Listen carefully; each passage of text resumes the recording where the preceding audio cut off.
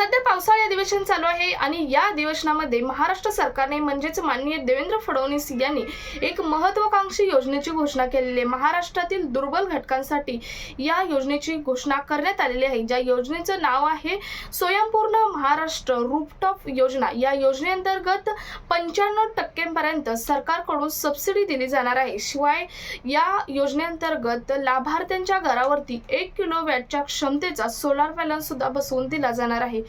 या योजनेसाठी आवश्यक कागदपत्रे असणार आहेत ते म्हणजे तुमचं आधार कार्ड, वीज बिल, रेशन कार्ड आणि जातीचा दाखला। ही जर कागदपत्रे तुमच्याकडे असतील आणि तुम्ही जर या क्रायटेरियामध्ये बसत असाल तर तुम्हाला या योजनेसाठी लवकरात लवकर मोबाईलवरून अर्ज करता येणार आहे।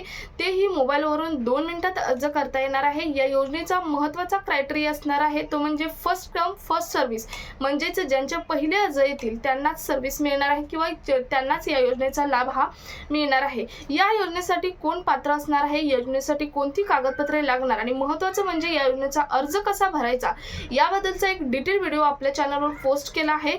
खाली दिलेल्या छोट्याशा ट्रायंगलवर क्लिक करून तुम्ही तो व्हिडिओ पाहू शकता।